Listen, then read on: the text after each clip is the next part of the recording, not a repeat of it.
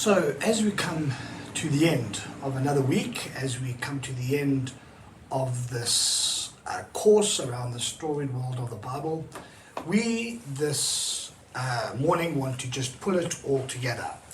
And a guy called Michael Bird and Tom Wright just chat of the importance of what you have just gone through for us in our discipleship and as we move forward. So in a moment, we're going to listen to the two of them have a conversation in Jerusalem around the importance of reading and understanding the Bible, both the New and the Old Testament, and how we find our place within that drama. So as we are about to dive into the summary of this course, let's start by saying the Jesus Creed out loud together. Hear, Israel, the Lord our God, the Lord is one. Love the Lord your God with all your heart, with all your soul, with all your mind, and with all your strength. And the second is this: love your neighbor as yourself. There are no commands greater than these. Okay, let's listen to them. Let's get excited about the scriptures that we have before us, and let's get ourselves ready this Christmas time to embrace the incredible storied world of the Bible. Let's watch together. The first experience that I have any memory of the New Testament was on Coronation Day, when the present Queen of England was crowned, which was June the 2nd, 1953, which happened to be my mother's birthday. And because it was Coronation Day, my sister, who's a little older than me, and I were both given a Bible, the King James Version, a little chunky four-square thing.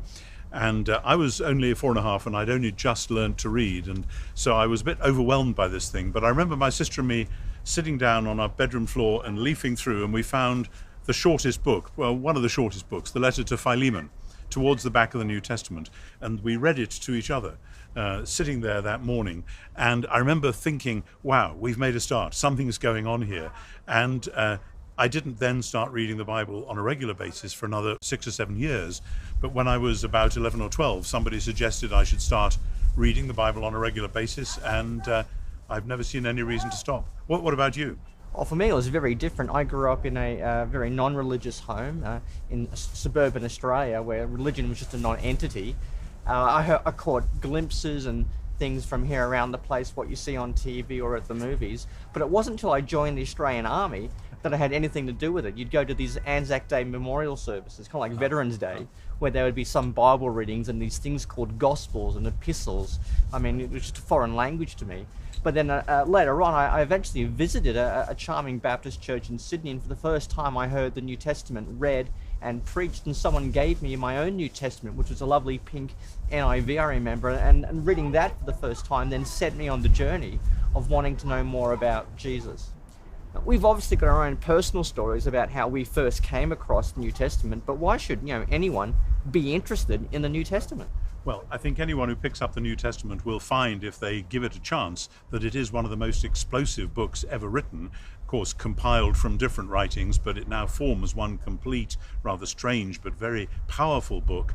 But actually, the reason why the New Testament is so important and powerful is not unlike the reason why this place we're standing in is so important and powerful. That the ancient Israelites believed that the living God who'd made heaven and earth had decided to come and take up residence on this place, and that's why they built the temple here, and the temple was the place where heaven and earth came together. And the fascinating thing about Jesus is that Jesus, both in what he did and what he said, and then in the followers who then talked about him after his death and resurrection, they and he really believed that he was the place where heaven and earth had come together, as though the temple itself was like an advance signpost for what was going to happen climactically and decisively with Jesus himself. And then the New Testament is, as it were, the fallout from that extraordinary event. Everyone's scrambling around to say, what was this just happened? What did it mean?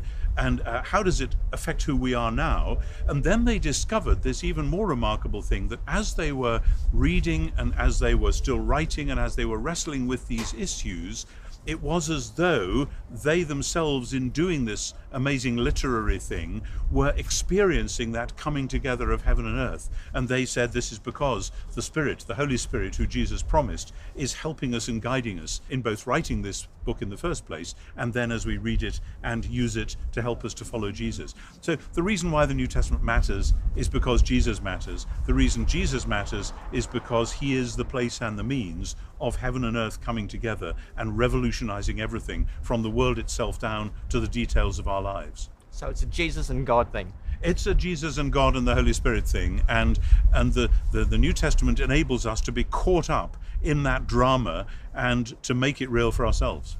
So, if the New Testament is so important, how did it come to be? Yeah, I think that's an important question, because we've got to remember the Bible just didn't fall from the sky, bound in leather, written in New Old English with the words of Jesus in red. It came through a particular process. It came through the story and the struggles of the early church. It's about the diaries they were keeping, the sermons they were telling, their preaching, and the problems amongst themselves they were trying to solve as they lived out their faith, not just in Jerusalem, but in the wider Greco-Roman world.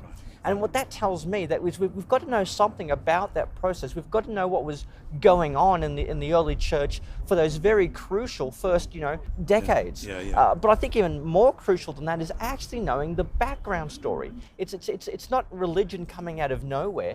It's got continuity with what is happening in this very place around us. The story of the Jewish people. Now, you'd agree with that, Tom? Yeah, absolutely. And I think the danger with not knowing that is that we all sort of assume that the early church were people exactly like modern Western people, except with no electronic toys, and that they had the same questions in their heads as we do.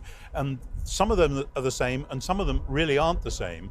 And as you say, this place, Jerusalem, tells you a lot about that, because Jerusalem was, of course, for the Jewish people, the focus of hopes and fears over a very long period of time.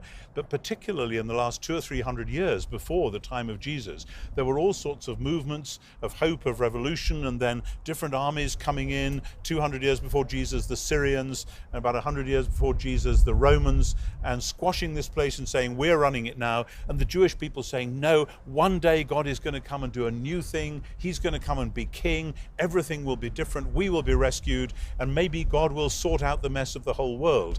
And unless you know that story, then you're not in a position to see what issues it was that Jesus was addressing and what issues it was that the New Testament writers were addressing. Because they were saying two things: both God has done what he promised, and it didn't look like we thought it was going to. Something new was happening, but the new thing made the sense it made within that old story. So we need to know the backstory, as well as then being able to study the New Testament in 3 dimensions, if you like.